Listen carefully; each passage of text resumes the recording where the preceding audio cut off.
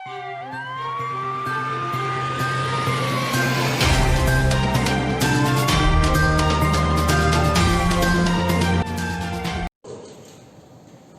का मतलब होता है मजबूत। जो लोग मेजॉरिटी में रहते हैं उनका ये फर्ज होता है कि माइनॉरिटी को देखभाल करें, माइनॉरिटी के साथ नाइंसाफी ना हो। मैं पढ़ रहा था कि माइनॉरिटी के राइट के प्रोटेक्शन के लिए आज नहीं बल्कि आजादी के पहले अंग्रेजों के जमाने में उस वक्त जो राउंड टेबल कॉन्फ्रेंस हुई थी कई बार लंदन में कि माइनॉरिटी के हुकूक को किस तरह से उसको मिलना चाहिए, किस तरह से उसको जो है रिजर्व किया जाए। ये हमने लंदन से लिया, इंग्लैंड से लिया कि एक आदमी एक वोट, यानी आदमी एक वोट इस मुल्क का रहने वाला कोई भी आदमी दे सकता है और उसको उतने हक है जितना समाज के सबसे बड़े आदमी हुआ है, बराबर ये दर्जा है। ये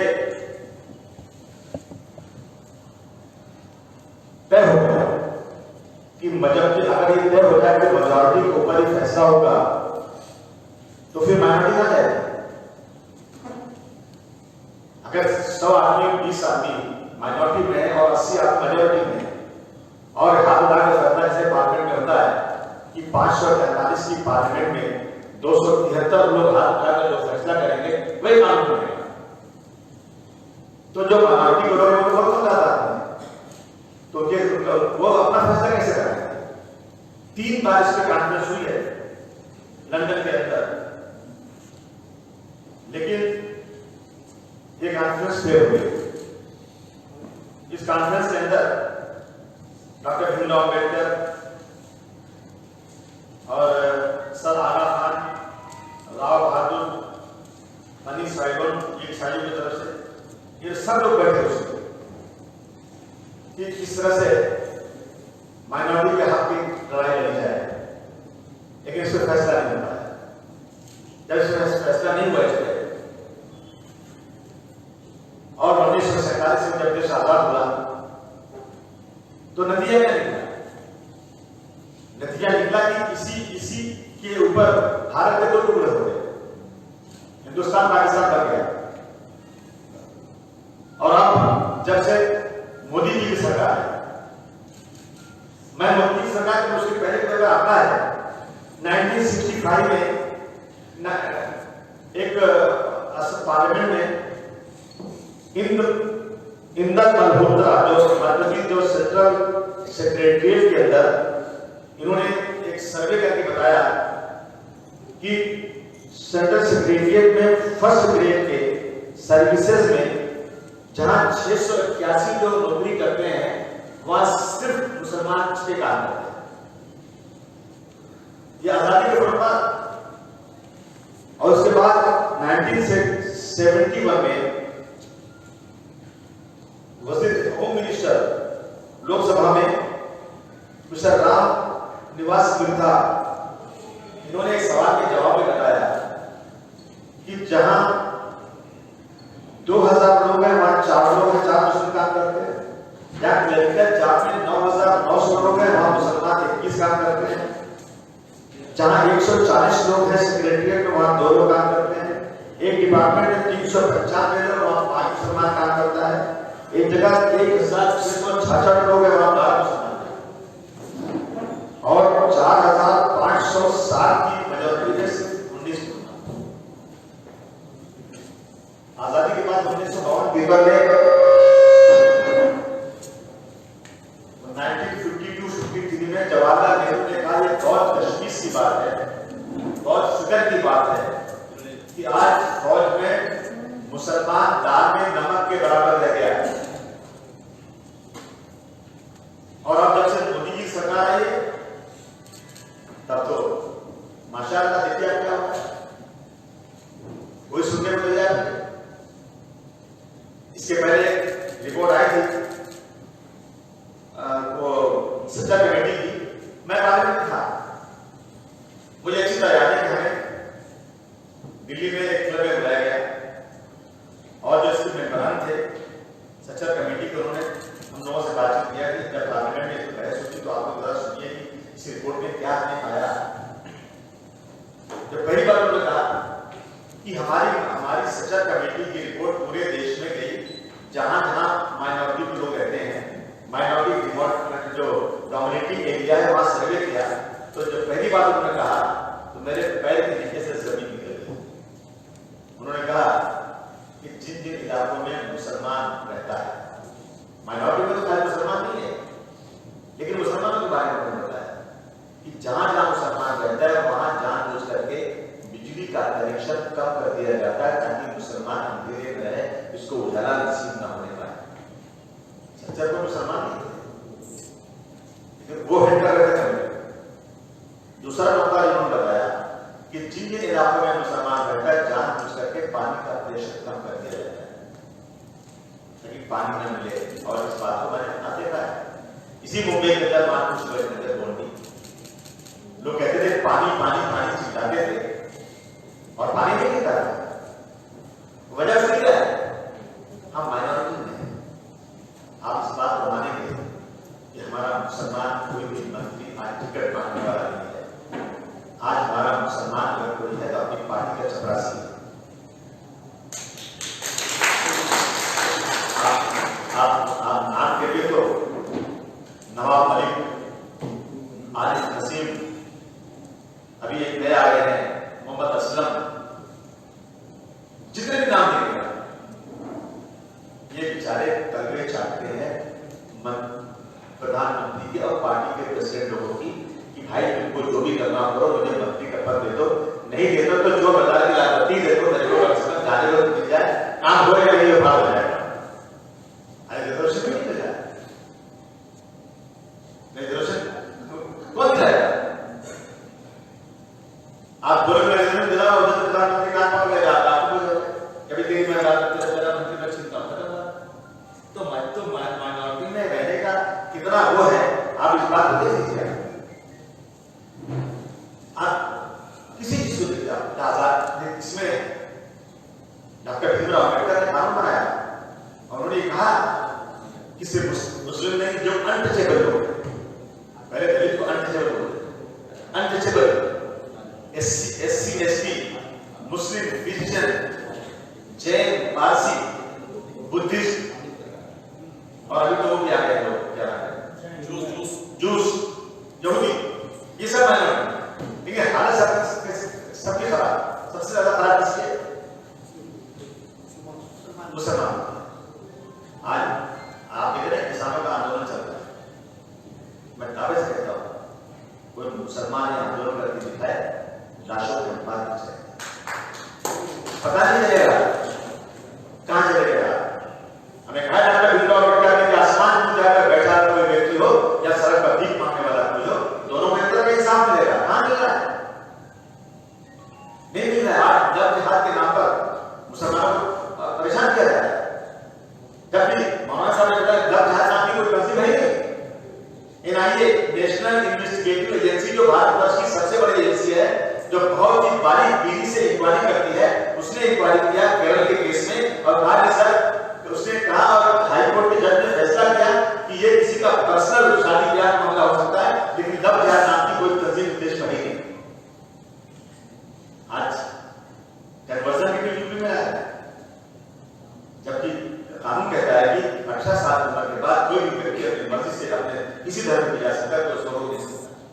जो माँ बाप पैदा करते हैं, बच्चे को बड़ा करते हैं, अपने 18 साल तक उसको पाल पोस से बड़ा करते हैं, 18 साल हो गया, उस बच्चे की शादी के मालिक माँ बाप नहीं बल्कि वो बच्चा खुद खुद है। क्या है सारे देश में बोलेगा कानून क्या है देश में? आज पूरे देश में कोई भी ऐसे मुस्लिम तंजीम नहीं है कोई कहती हो कि हम गैर मुस्लिमों को लाकर शादी करके उसके बच्चों को हिंदू बनाएंगे। लेकिन खुलेआम हिंदू महासभा आरएसएस के लोग कहते हैं कि हम इतने दिनों में 121 लड़की मुस्लिम लड़कियों को बेटी बचाओ और बहू राम के नाम पर लाएंगे और हम इनको हिंदू बनाएंगे और हम इतने लाख रुपए देंगे, आओ मसाज चेंज करो। एक दरबार है कि चिल्लाते फिर गए बाबा ना बाबा अपने ऐसा कुछ किए। क्या हुआ देश में? बहुत सा कानून देश में लागू हुआ है।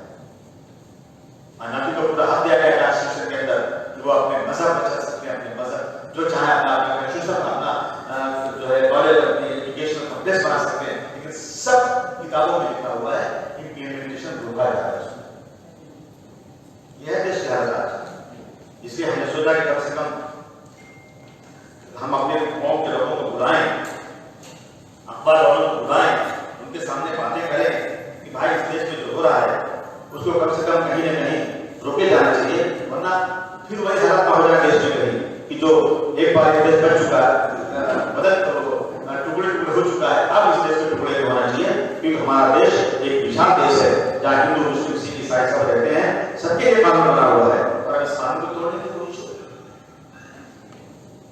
सर यूसुफ ने कॉलेज बनाया था जो विश्व के अंदर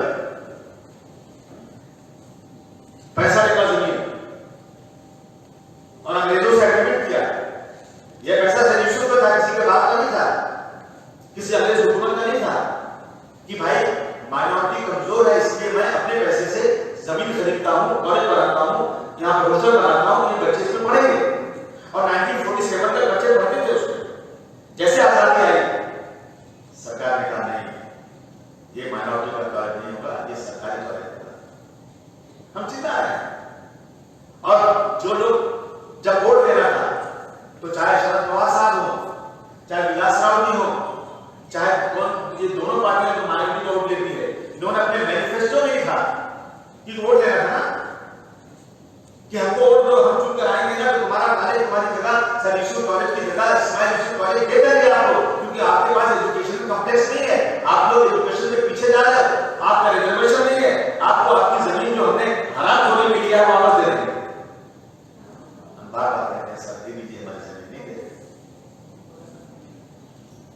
बदल सको तो बदल दो निजाम कुशन का, वरना वक्त का बदल देगा।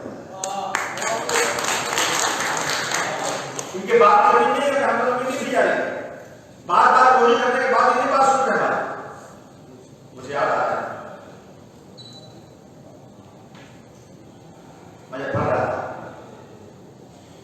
कि मुसलमान पता है, मैं हिस्ट्री पढ़ रहा हूं आजादी की, जब गांधी जी ने कहा कि स्वदेशी आंदोलन चलाओ, बंद करो अंग्रेजों का सम्मान, इसी मुंबई के अंदर एक साइड फैक्ट्री, मानचेस्टर का कपड़ा, बर्मिंघम के कागज, ये सब अब्दुल रहमान नाम के शख्स की फोटो, बड़े बड़े मेहनत लोग थे जो सारा कारोबार करते थे। जैसे गांधी जी ने कहा कि स्वदेश के आंदोलन, उन्होंने सारे कंपनियां अंग्रेजों को वापस और फिर दिन आगे दिन गरीबी में आ गए और ये सारी कंपनियां मारवाड़ियों ने, गुजरातियों ने और एक बड़े दाम खरीद दिया और बड़े होते जा रहे, देश के लिए कुर्बानी दिया और हमारे देश के लोग। अभी पुणे के अंदर वो कंप्यूटर का इंजीनियर, क्या नाम था उसका, मोहसिन दानिया था, उसको कुछ हिंदू नाम से संगठन ने मार दिया उसको, क्या गलती थी उसकी। और मुझे मेरे पैर इतने से जमीन निकल गई कि हम इस बात का गर्व करते हैं, अहंकार हमको है कि अगर एक तरफ 100 लोग हो, एक तरफ एक गरीब आदमी हो, उसको मारा जाए, वो कोर्ट में जाएगा, इंसाफ मांगेगा, तो इंशाअल्लाह 100 आदमी के खिलाफ सच्चे आदमी के लिए फिर फैसला है। ये हमें धर्म था, हमें उम्मीद थी, लेकिन क्या हुआ, कोर्ट के जज साहब फैसला देते हैं, कहते हैं कि मुस्लिम की गलती थी कि मुसलमान था, गलती थी मुसलमान था, और मारने वाला इसके तो छोड़ दो, उसने आज के पहले कोई मर्डर नहीं किया, पहले मर्डर किया उसने, वो आदमी मुस्लिम नहीं था, वो मुसलमान समझ के मार दिया उसने, इसको जमानत दे दिया। सुप्रीम कोर्ट ने खैर बाद में उसको दे दिया, ये मुल्क के अंदर होगा तो अगर कैसे नहीं हो सकते। याद रखिए कि जुल्म और नाइंसाफी की कोख से आतंकवाद पैदा होता है। आप आदमी को उठा के जेल में डाल दोगे, क्या आतंकवादी है, कितना डाल, एक आदमी की मैंने बचपन में देखा है, एक आदमी 4 बच्चे हालांकि समझ बोले तो छोड़ दो, बाकी ले जाओ, माँ बाप होते नहीं छोड़ा, ये गलती बरत क्या करती उस लड़की के साथ देख किया, क्या आराम शुरू होती है, आराम शुरू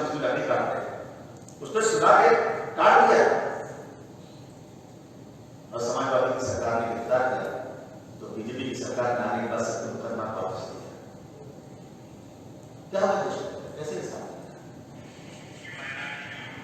इसलिए मैं आज इस माइनॉरिटी राइट के ऊपर कहना चाहता हूं, ये देश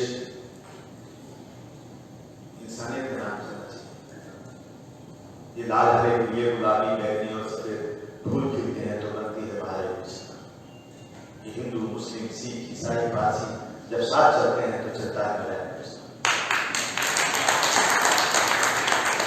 जो लोग बड़ी कुर्सियों में बैठे वही नीचे लोगों को कुछ कहा जाए तो क्या होगा देश का? और याद रखिए, एक्शन का रिएक्शन होता है। आप आजमा लें, एक तालाब में ठहरा हुआ पानी में पत्थर मार दे, लहरें टकराएंगी दीवार से जाकर, वो बोल नहीं सकती, कुछ नहीं कर सकती, तो टकराती है जाकर दीवार से।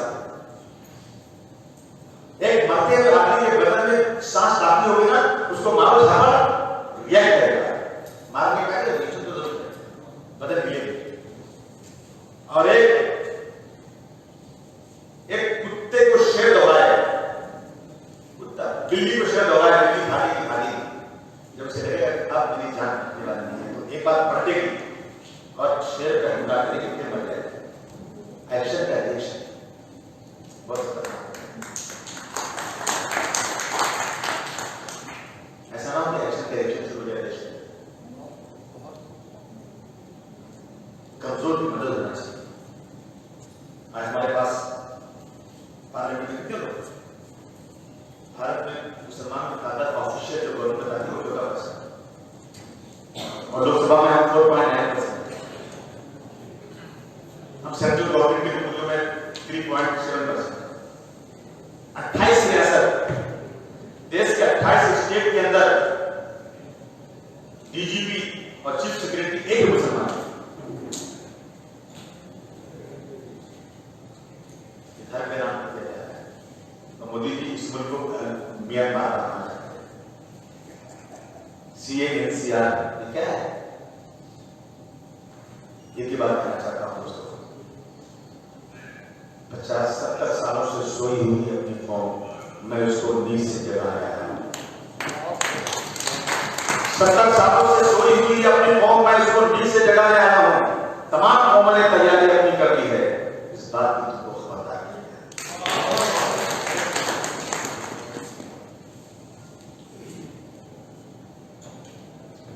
हम सबको बड़ा करने वाला कौन है? अल्लाह। चाहे भगवान का लो, उसको गॉड कह लो, एक ही मालिक है, सबका खून लाल है। अगर अल्लाह ताला को हिंदू मुसलमान में फर्क करना होगा ना तो इसका खून लाल, मोदी का खून पीला कर दिया। नहीं दूसरा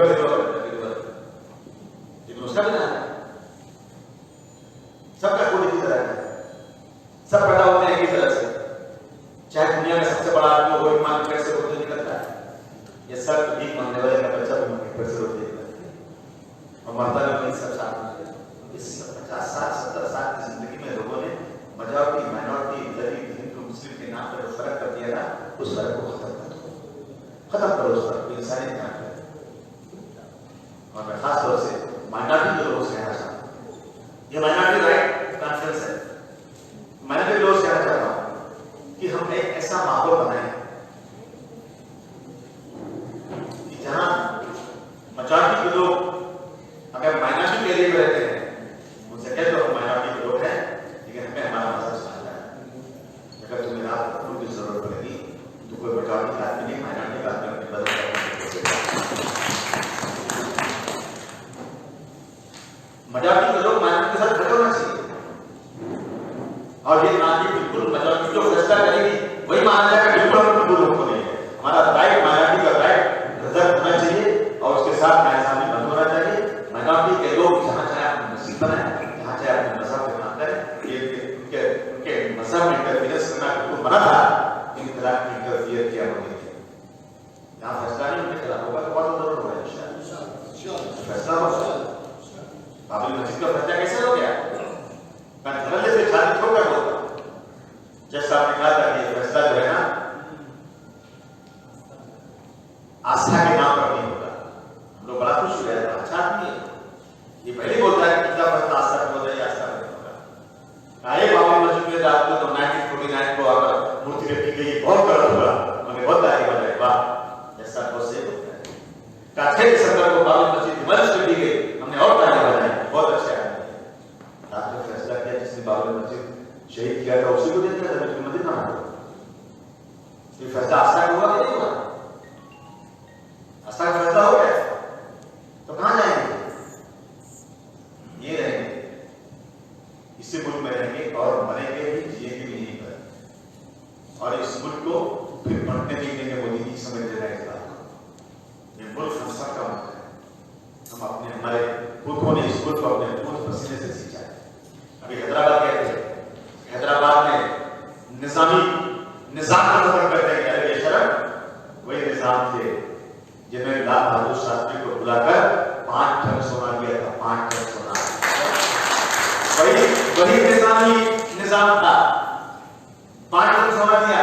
वही निजाम जिसने बड़े बड़े अस्पताल, कॉलेज और यूनिवर्सिटी बना रखा है। तुमने क्या बनाया? तुमने क्या किया? निजाम तो तुम्हारा खत्म होना चाहिए, सरकार को तुम्हारी खत्म होना चाहिए, जो इस मुल्क में भाई भाई को बांटने का काम। इंशाअल्लाह सब जगह पे रहेंगे, देखेंगे क्या होगा। ये गांधी जी सिखाया है, जब मौका आएगा हम बुरे करने वाले हैं। जुल्म को अपने हाथ से अगर पकड़ नहीं सकते तो जबान से बोलने की ताकत हमारे पास है, और जिस दिन ताकत आ जाएगी हाथ पकड़ देगा इंशाअल्लाह। मैं फिर आप सब लोगों का बहुत शुक्रिया अदा करता हूँ कि मैंने भी गाइड करा हुआ है, बातें सुनी, चर्चा होती रहेगी, बातें होती रहेंगी, ये लड़ाई चलती रहेगी। बहुत बहुत शुक्रिया। जय हिंद।